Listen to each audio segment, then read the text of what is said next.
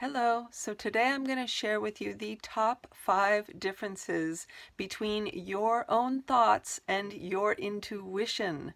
Now, this is super important because if you can't tell the difference between your thoughts and your intuition, then how can you act on the guidance that you are receiving? So that is what I'm going to help you with today. Now, additionally, at the end of this video, I'm going to share with you a bonus tip. So make sure you do not miss that.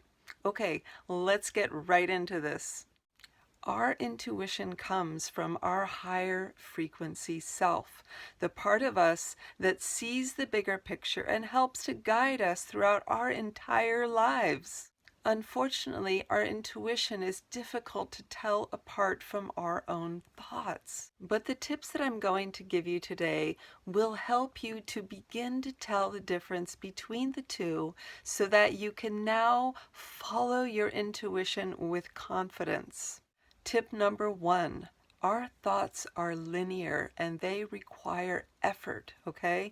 So as you are thinking that thought, you can feel the effort that you are exerting and you can feel the linear process that is required of thinking those thoughts, right? Now, your intuition is different in that it requires no effort whatsoever and it just pops out of the blue. All right, so if you have something that comes into your mind awareness that just pops out of the blue, then that is your intuition. Tip number 2. Your intuition is so quiet and light and delicate that you may not even notice it.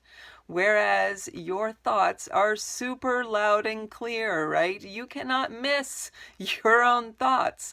But that's the problem, is because your thoughts are so loud and clear that you will often miss those delicate, quiet messages from your intuition. So begin to pay attention to those lighter, more delicate sounding voices that are guiding you. Additionally, your thoughts will motivate you out of fear and worry, okay? But your intuition won't use that. You won't feel that sense of fear and worry and anxiety when you receive those intuitive messages. Number 3. Your intuition will come through love, okay? So you will also experience this through an opening or expansive feeling. So pay attention to how you feel when you are receiving those messages, because your thoughts will often come, like I said, through that fear-based feeling. So in that fear-based feeling, you will feel more of a contraction feeling, okay? So begin to notice how you feel when you are receiving the guidance or thinking the thoughts. Each of them will have a different feeling quality to them. Tip number 4. Your intuition is really quick. It'll pop into your head out of the blue, like I said, and it'll be really quick. Whereas your thoughts linger, and do they linger, right? You will notice thinking day in and day out about that same thought or that same idea, okay? So if you notice that that thought is lingering, that is indeed your own thought and not intuition. And tip number 5, your thoughts are heavily affected by the past and future ideas, okay? So when you are thinking thoughts, you are often reflecting on what happened in the past or what might happen in the future, all right? Whereas your intuition is really mainly focused in the now. So when you receive intuition and guidance, you will notice that it has to do with the now, and it has to do with you taking action in the now. Okay, bonus tip, all right? This is a good one. Now, I want you to begin to pay attention to where your thoughts and where your intuition originates in your mind space, all right?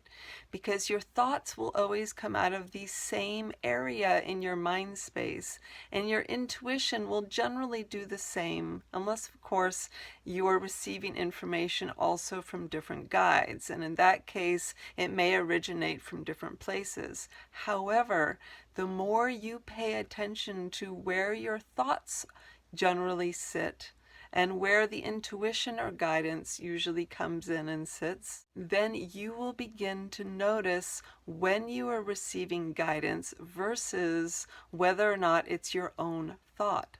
Okay, so this tip does take a little bit more time to kind of hone in and figure out, okay, where are my thoughts living?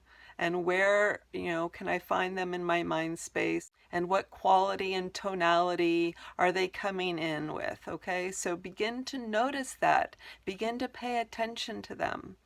And then additionally, do the same thing with your intuition and your guidance. Where is your guidance coming in? Is it coming in a different side? Is it sitting more in the back part of your mind space or more in the front part of your mind space? So the more that you hone in on this, the more that you begin to tell the difference between them, then, like I said, you'll begin to notice whether or not this is your own thoughts or this is your intuition and guidance, okay? So take note and pay attention. Anyway, I hope that these 5 tips plus the bonus tip has helped you today. If it has, I would love it if you would like and subscribe. Additionally, I would love to work together with you. So if you're interested in that, check out my information below. I do work one-on-one with people to help them to develop their intuition, as well as to help them connect to their higher guidance and their gut knowingness. Anyway, I hope you have a wonderful day and thank you so very much for watching.